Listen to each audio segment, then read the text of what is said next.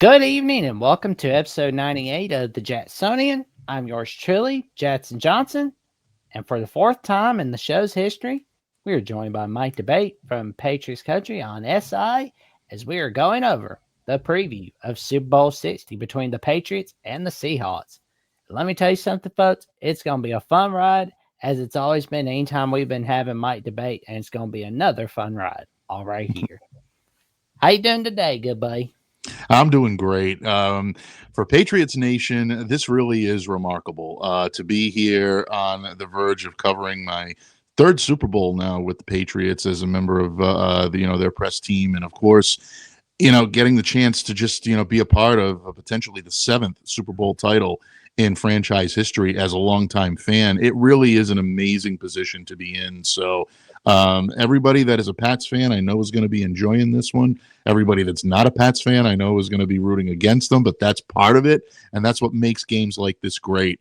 And Super Bowl 60 is going to be a lot of fun. I can't wait until kickoff and until this finally gets going on the field. Oh man, it's gonna be fun. It's gonna be fun, that's for sure.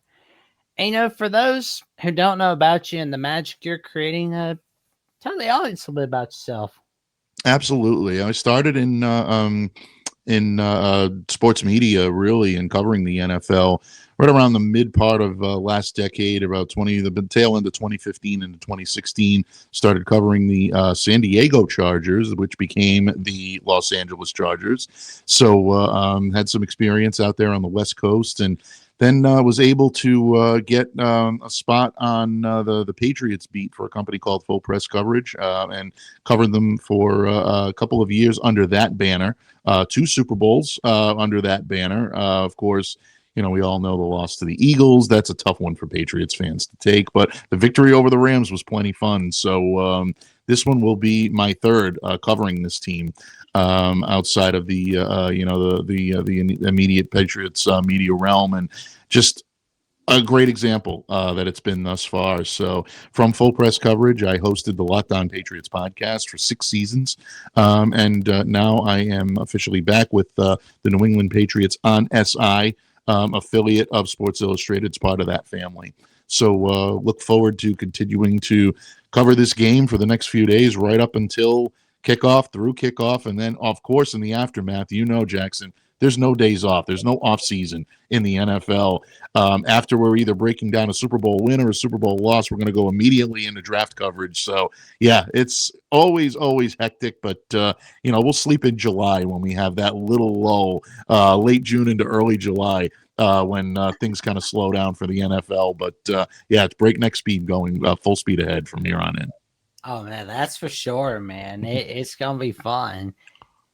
And just kind of like looking back at the regular season for the New England Patriots, like week one, the Patriots lost to the Raiders. Mm-hmm.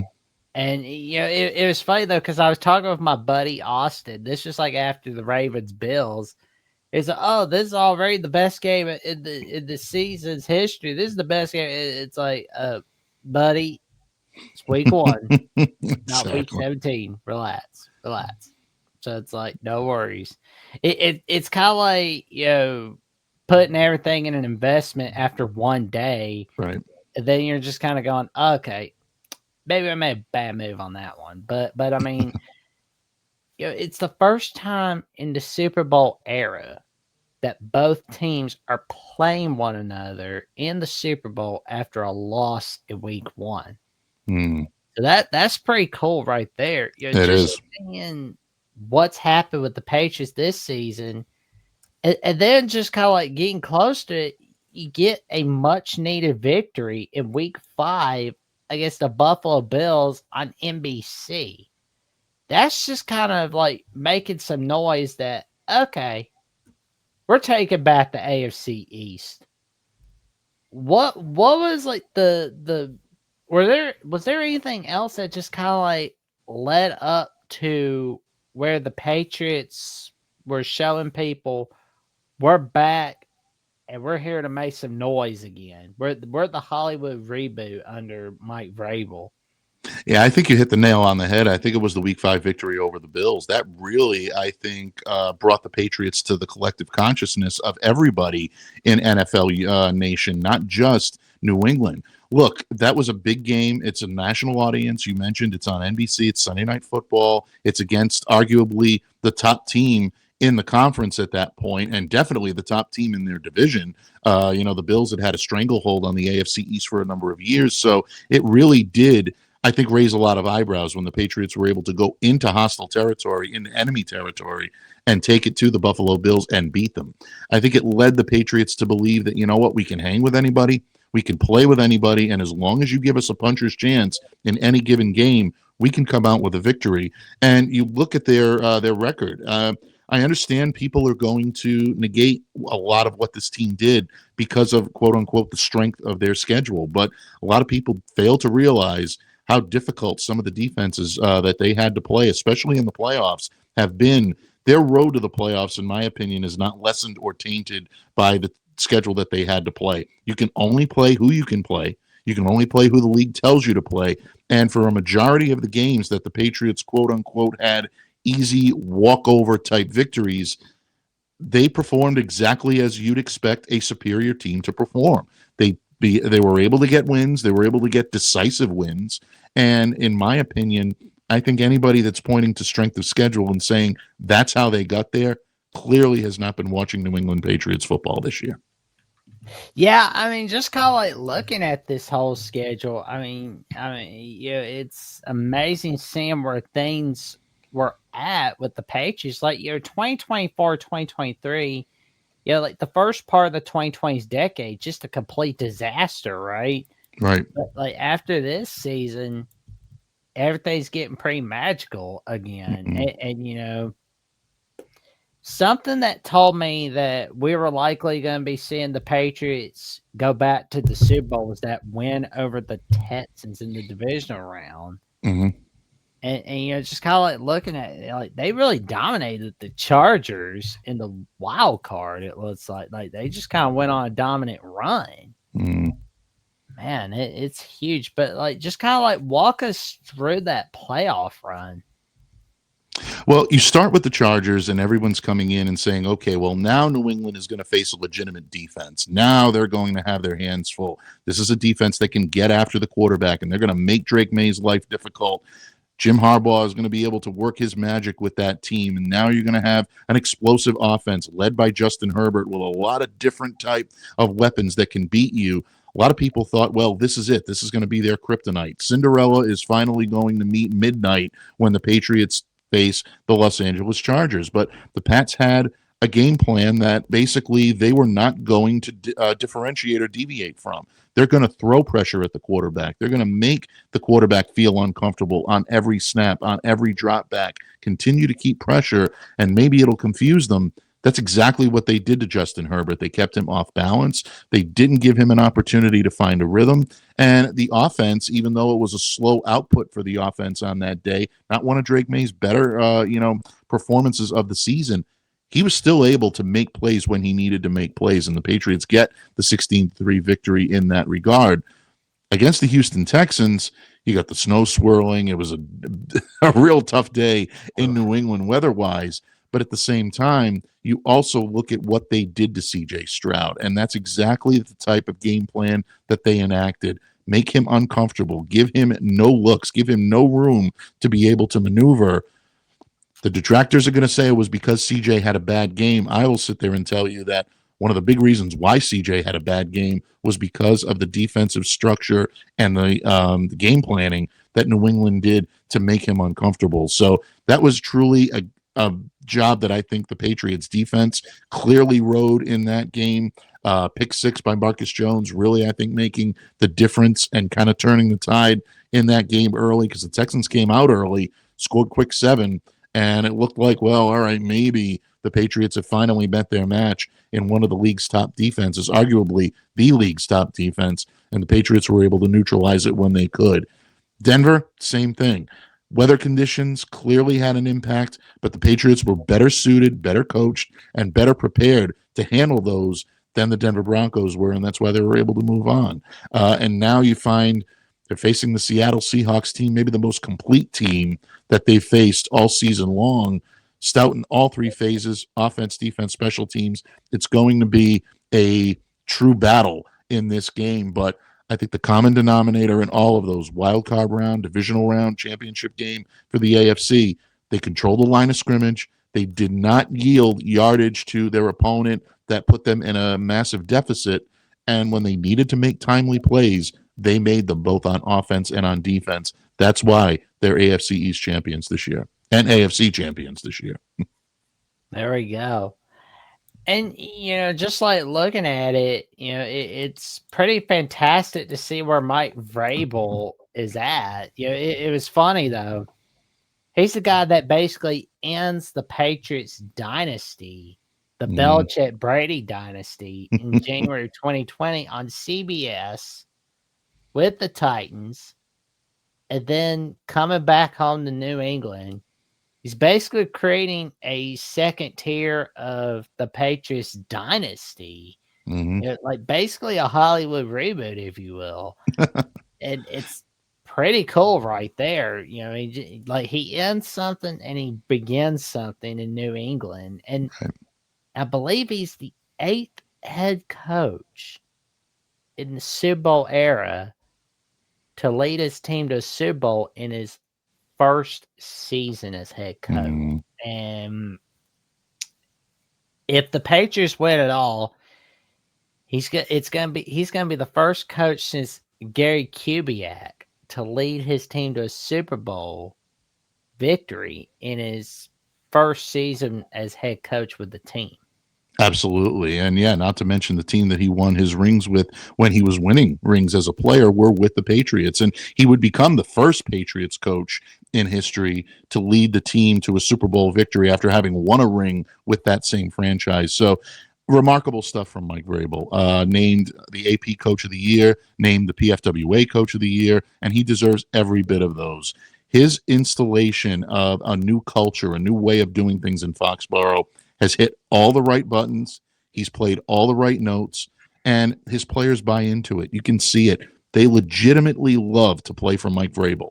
And to me, that's as much of a compliment or as much of a laurel that you can put on his job and the job that he's done this season as anything else that the Patriots have done on the field, whether it be a new installation of an aggressive style defense, cleaning up the fundamentals and making sure that his team plays fundamentally sound football. These are all important methods for the Patriots to be able to use to move forward and be a championship caliber club. But that change, that culture change, and having that balance with your players and making sure that they feel valued, they feel seen, they feel heard, and they feel safe with their coach. You can't ask for more than that. To me, I don't think there's any greater honor that a coach can have than the respect and the admiration of his players. And I can say up and down that roster, 53 men strong, all the guys in the practice squad, they admire and they respect their coach. And to me, I think that's one of the big reasons why they're playing at such a high level. They know that he's always going to have them in the right situation to make the right play. No doubt about it. It's pretty amazing seeing what's going on in New England. And, it just feels like we're going to be seeing more playoff runs again with Vrabel. Because, the Bills really made a bad move firing McDermott in my book. But I agree with that. I think they made a pretty good move to just kind of go, you know what? We're going to have Joe Brady replace. Because, if you fire McDermott and didn't promote Brady from within, that really showed me you just reacted out of emotion and had no plan B through Z afterwards. Because I was telling a few people that I know that if you fire McDermott and you don't promote Brady from within, then you're basically ensuring that the Patriots are going to dominate you again.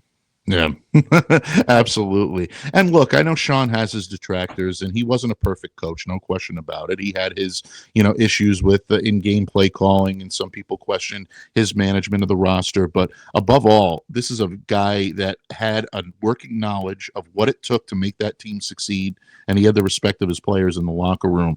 Promoting Brady at this point, I think, is good for continuity. It's good for Josh Allen, who obviously has signed off on that. He's been very vocal about his happiness in Brady remaining around. So you want to keep your marquee star happy and in the fold for quite some time. So kudos to the Bills for doing that. But I don't know how much of an upgrade you're getting when it comes to maybe play on the field or sparking these guys to move forward.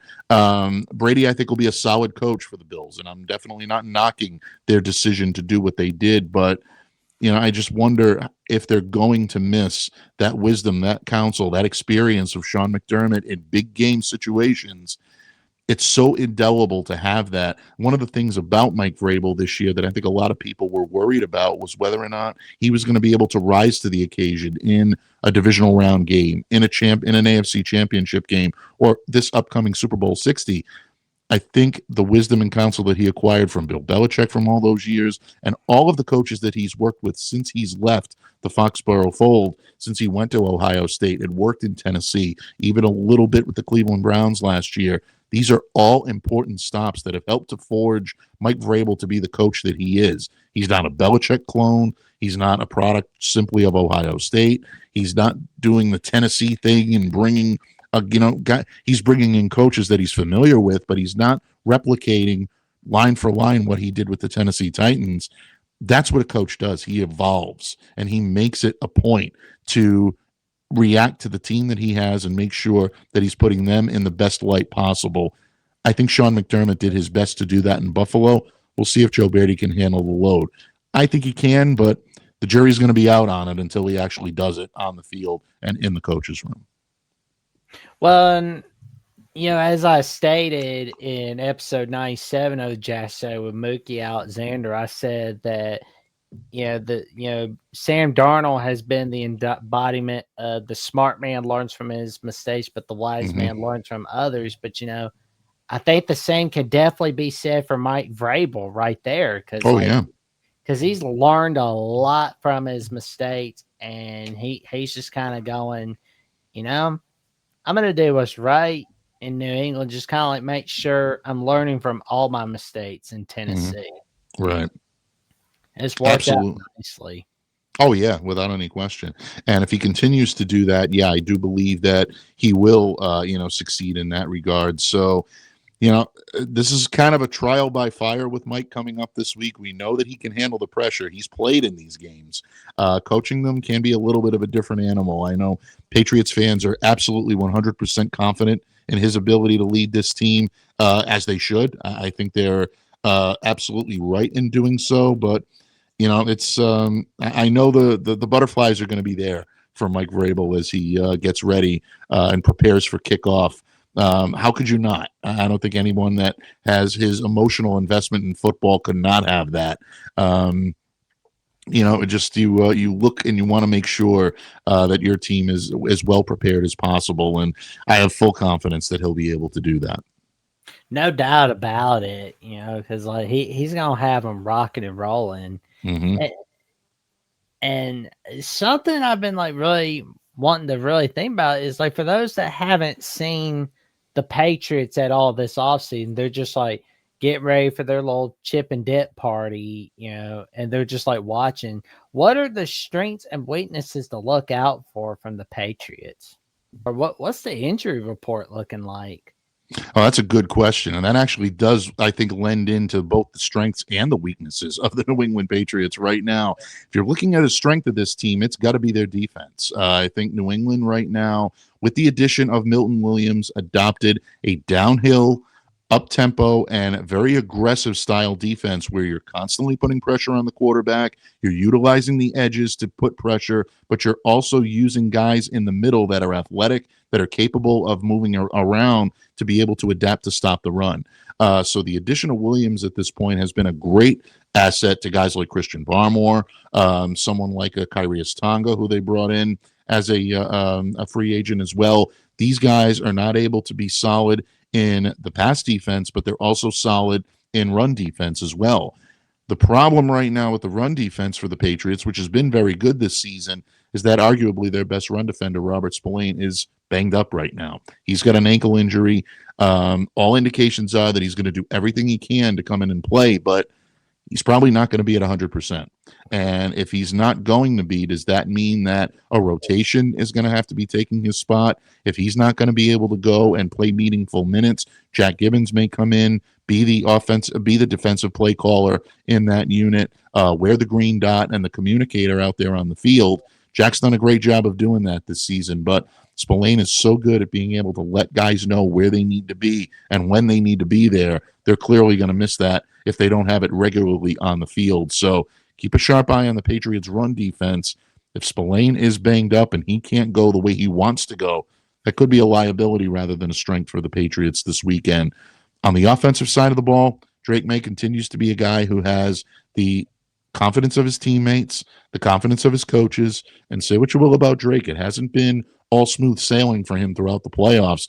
He's had some questionable performances, but when you need a play, he's stepped up and he's made it, whether it be a phenomenal catch to a phenomenal throw and catch by Kayshon Boutte to help ice the win against the Texans, whether it be a 7-yard run that you need him to tuck and run and get the job done, he was able to do it. So in that regard, I would say that the Patriots' strengths continue to be their willingness to go for the big play. They've got the personnel to do it. Weaknesses right now may be a lack of personnel to be able to execute at their highest level. So those to me are things that I'm watching for the Patriots right now. Yeah, just kind of like looking at this injury report and, just kind of hoping to see Drake maybe 100% healthy, but because like that's definitely key. And I know for a fact that a key to victory for the Patriots will be putting the Seahawks in third and long situations. Right. Absolutely. Yeah, because Seahawks have not done so well on third down. Right. Absolutely. And the way that you do that is to wear your opponent down, keep them behind the line of scrimmage, win those battles, and make sure that you're pushing the line back and not giving Seattle any time to make adjustments on the offensive side of the ball. And on the defensive side of the ball, you want to make sure you're giving your team third and shorts. You want to make sure that you're giving your team every opportunity to convert on big third down situations. So, yeah, I think third down efficiency on both sides could be a huge factor in this game. I've gone on record several times this week in saying that the team that's able to control the line of scrimmage at most, whether it's on defense or on offense, is probably going to be the team that wins this game, because I think it's so important. Positioning is going to be so important, especially field position, to gain an advantage in this game when two teams like the Seahawks and the Patriots are so evenly matched when it comes to pure talent on the field. Yeah, I mean, like just kind of like really thinking about where things are going. I would not be surprised if either one of these teams won at all. Honestly.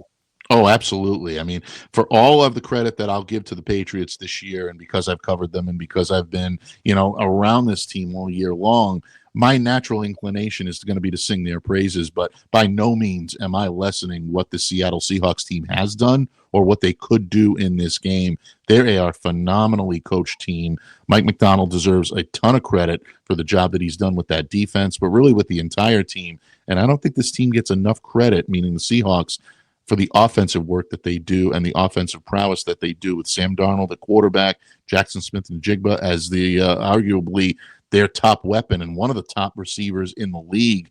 But you've got role players that step up and know their role and do their job. Kenneth Walker is going to be such an important part of what they need to do. Rashid Shaheed is a burner, and he can burn you in so many different ways on the field with his speed. And Cooper Kupp is good old reliable. A lot of people thought that maybe he's on the downswing of his career. Never count out a guy with the heart and the desire to win like Cooper Kupp. And he's still got the prowess to be able to go out there and take this game over if he needed to. So a lot of different moving parts for the Seattle Seahawks. That defense gets a ton of credit. They deserve it.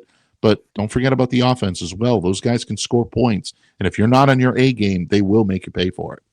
Oh, agreed. No doubt about it. They will definitely do that to you. And I was like really looking at, the NFL honors, like the coach of the year, Mike Vrabel. I mean, definitely earned his flowers. I mean, because it was like last season, Patriots having another terrible year in the 2020s decade. Mm-hmm. Now this year, just an amazing turnaround. It really is an amazing turnaround. And I think often of watching Mike Vrabel in his introductory press conference last year, right around this time, a little earlier than that, at Gillette Stadium, and watching him come in and the prowess and the promise that he was kind of giving to Patriots fans that we're going to eliminate fundamental mistake, and we're going to try to play mistake-free football. We're going to bring in a sense of entitlement. We're going to remove the sense of entitlement from this locker room and make sure that every player comes in, knows his job, does his role, and does what he needs to do. It sounded very Belichickian. It sounded very old school, but Mike knew that he had to put a newfound twist on it in order for it to be relevant and for it to work in this society. He's pressed all the right buttons. He's done a tremendous job of bringing a fan base that at this time last year, Jackson, was angry with the team because they won their final game. It prevented them from getting the pick that they wanted in the 2025 NFL draft. So when you have a franchise that goes from that situation into now cheering on their team in the Super Bowl, it's a remarkable thing. And that leadership that Mike Vrabel has given all year long is the catalyst. That's where it comes from. That's where it brims from. And it's extended to every player on that team. And you hear guys like Stephon Diggs and Milton Williams and Christian Gonzalez talk glowingly about how much they love playing for Mike Vrabel. And then you add in the job that Josh McDaniels has done with coaching Drake May this year. It's really a great thing to watch if you're a Patriots fan. That worst to first has been a huge journey for this New England Pats team. And we'll see if they've got one more left in them this Sunday. Seems like they could do it. That's for sure. And just like thinking about, McDaniels, like he's been an amazing offensive coordinator, but head coach is not his forte, obviously. But but when he's play calling as an offensive coordinator, he does a great job. Without question. And I say without hesitation, and I'm sure there are people out there that will argue with me on this point, but look at the man's track record. I don't think you can get a better offensive coordinator on your team than Josh McDaniels. He is now the reigning offensive, or I should say, assistant coach of the year. They don't differentiate with that any longer. They give him the assistant coach of the year award, and he deserves it. Not only for the job that he's done with cultivating Drake May into an MVP level quarterback, but the job that he's done with this defense. And really, I think, the job that he's done with this offense and hitting all the right notes, making sure that everybody on that team knows what to do and when to do it, from the running backs in Ramondre Stevenson's resurgence and Travion Henderson's emergence into being a big play weapon on this team. The receivers and the job that he's done with getting them on the same page, and guys like Kayshon Boutte and Stephon Diggs and Demario Douglas and Kyle Williams and everybody knowing where they need to be at a given time. That's huge. And then you look at the tight ends and you look at Hunter Henry and Austin Hooper, and then providing veteran leadership and security for Drake May when he needs to complete a pass. And last but certainly not least, you want to give a lot of love to this offensive line, who was maligned last year with good reason. They were 5 guys playing separately, not in unison, not in tandem. This year, you've got that continuity. And Doug Marrone, obviously, the offensive line coach, deserves a ton of credit for the way this team has played. But it all funnels under Josh. And he's been able to take this unit and really make it one of the better offensive units in the league this year for the New England Patriots. So great job. And what he's done, can't say enough good about what Josh McDaniels has done this year for the Pats. No doubt, man. No doubt about it. And now we really get to the point where we discuss the prediction for Super Bowl 60. Mike, what's your prediction for Super Bowl 60 between the Patriots and the Seahawks on NBC? Well, Jackson, it's going to be a tight game. I look for this to be an old school smash mouth kind of game. I think both teams have that philosophy. I've said before, and I'll say it again, the Seahawks will be the toughest test to date that the New England Patriots have had.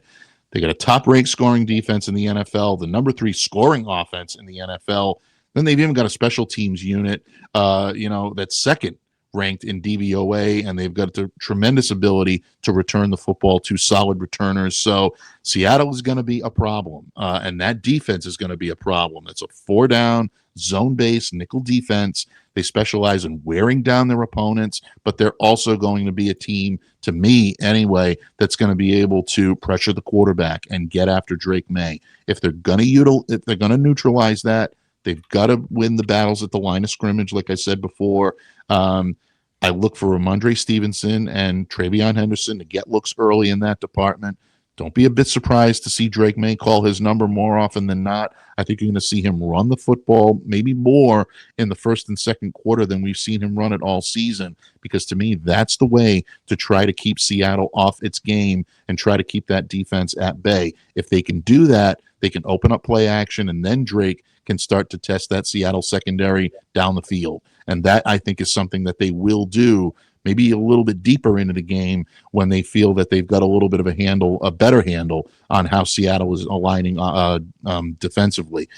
On offense, obviously on defense for the Patriots, I think containing Kenneth Walker is imperative. I think that's something they need to do. Seattle's going to look to get their running game going early. It keeps Sam Darnold comfortable, and it's going to give them the opportunity to open up play action, which they love to do. So if the Patriots can confuse Darnold early, that's a big key. But to me, I think the bigger key is keeping Kenneth Walker contained. Don't allow him to get those 5, 6, 7, 8, 9-yard runs early downs to be able to extend drives and give Seattle an opportunity to pick up a ton of third downs. You don't want that. You want to keep him contained. A lot of people tell you Seattle is the better equipped team to do this in this game. I can't necessarily argue with that, but there's a touch of destiny that surrounds these New England Patriots, and I've been picking them for a while. I'm going to continue to ride that train. I say the New England Patriots bring home Lombardi Trophy number 7 to Foxborough by a final score of 24-21. I think the Patriots take this by 3 points. Whether it's an Andy Barragales field goal that decides it or not, I think this comes down to a razor-thin margin, and I think the Patriots will come out on top. Well, there you go, man. That it's going to be a fun one, seeing what's going to happen between the Patriots and Seahawks, for Super Bowl 60. And it's funny because what's funny about next year's Super Bowl 61, is not only will it be the first Super Bowl on ABC since Super Bowl 40 between the Seahawks Steelers, but also it's going to be on Valentine's Day. Absolutely. Yeah, without any question. So, New England right now, I think, is going to look at this game coming up as they're going to relish it. They're going to enjoy it. Yeah, they're in an unexpected spot, but at the same time, they're there, and they're there for a reason, and they feel that they can win this game. I had a chance to speak with New England Patriots quarterback Tommy DeVito before the team departed last week, and he looked at me and said, you know what? No, we're going there to win. And I think a lot of people have to remember that. We're not happy just going to the Super Bowl and seeing the sights in and around San Francisco. They want to win this game, and I think they're going to prove it on the field on Sunday. Oh, yeah. It's going to be a big one. I got a good feeling we're going to be seeing a classic incoming all right here. It's going to be a wild one. But I will say, I'm looking forward to it. It's going to be another amazing Super Bowl. And it's second time, obviously, Patriots and Seahawks are playing one another in a Super Bowl. But also, I'm just kind of looking at the history of Super Bowls, and I'm looking at it. So we've got this is the 9th rematch to have 2 times. Mm-hmm. The only time with more than 2 times was Steelers Cowboys.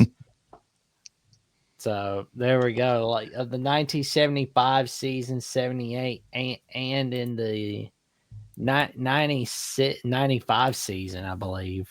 So it's like, wow.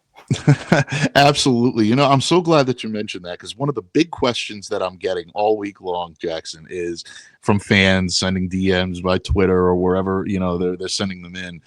Who's going to be the Malcolm Butler this year? Or who's going to do the Malcolm Butler thing this year? I don't think the Patriots are going to be able to catch that type of lightning in a bottle again. I think that'd be really, really interesting. Although if it is, and it does come down to that, I'm going to go out on a record and say, who knows? Maybe Mr. Irrelevant Kobe Minor gets his opportunity to make a play that no one sees coming, or maybe it is Craig Woodson that comes up big and shows the New England Patriots that, you know what, that fourth rounder that you spent on me may have been one of the best investments your organization ever made. Of course, in my opinion, still the best one they've ever made is the sixth rounder that came from Michigan, number 199 in 2000. But he's not really persona grata here in New England right now. He's not choosing a side. I still think that Tom Brady deserves the benefit of the doubt there. But bottom line, yeah, it's going to be a lot of fun. I know Seattle fans are looking for some revenge, and Patriots fans are looking to go 2-0 on the Emerald City. So we'll see what happens. But I think it's going to be a great game. I'm really looking forward to covering it and watching it and seeing the aftermath after it's all said and done in Santa Clara. Oh, man, it's going to be a fun one. And we're in for a wild ride on NBC Sunday night at 5:30 p.m. Central, 6:30 p.m. Eastern Time. Absolutely. It's going to be a fun one. And, Mike, for those who don't know about you and the magic you're creating, where can people find you? Well, they can find me on New England Patriots on SI. That is where all of my written work will continue to be posted from now through the Super Bowl and into the aftermath of that. You've got the link up there. Thank you very much. That's exactly where you can find that. And don't forget the work, all the great work of all the authors that we have that are writing nonstop to bring you all the best coverage that we can possibly can at New England Patriots on SI. You can also find me on all social media platforms. You can find me on Twitter or X. You can find me on Threads. You can find me on Instagram. And you can even find me where the skies are blue over on Blue Sky. Thank you so much for doing that, Jackson, and keeping that on the screen there, right there. So at MDABATE NFL on X is probably my primary, but Mike Debate _NFL on Instagram and Threads as well. And of course, mdebatenfl.bsky.social on Blue Sky. So, yeah, we look forward to it. And thank you for all of the support that you provide to all the New England Patriots press team and anybody covering this team on all major outlets throughout the season. We wouldn't be able to do what we do without your support. So thank you all for making anyone that you make your favorites your daily source of New England Patriots coverage. And if I happen to factor into that, I'm truly grateful and truly honored. Well, you're my go-to, and I believe everybody should go to you on the New Thank England you. Patriots. Thank you, buddy. Appreciate it. And tell your friends, your family, and the cashiers at Publix and Whole Foods and Walmart about the magic that Mike Debate creates on Patriots on SI with him and all his friends on Patriots on SI. Tune in for more coverage on the magic that he's creating. And, of course, you can find me on Jackson Johnson 979, where I produce numerous episodes of the Jacksonian, and I've got some other stuff as well here on Jackson Johnson 979. I'll keep you updated, make sure of that. But you can also check me out on Alabama with the Voice of College Football, where I'm live with Trevion Ware, Jeffrey Only Talk Sports, and myself on Mondays at 6 p.m. Central, 7 p.m. Eastern Time. And Trevion and I are live on 7 p.m. Eastern Time on Tuesdays. Then Jeffrey and I take your calls at 10 p.m. Eastern for the Thursday night Alabama call-in show. And you can, and for more updates, what I've got going on the Jacksonian, Alabama at the Voice of College Football, SEC at the Voice of College Football, or my appearances on Jackson's World of College Football with Mountaineer Paul on Locked On West Virginia. Check me out on Jacksonville Mississippi on @/Twitter and on Instagram and Threads, Jackson Johnson 543908. And you can also check me out on Jackson Johnson 97 Blue Sky Social at Blue Sky, where Mike always says, where the skies are blue. Some say skies are gray, but you know what I say? To each their own. All right, That's there. And with that being said, thank you for tuning in to episode 98 of Jacksonian. Only 2 more to go for episode 100. And we will be seeing y'all soon. Take care, everybody.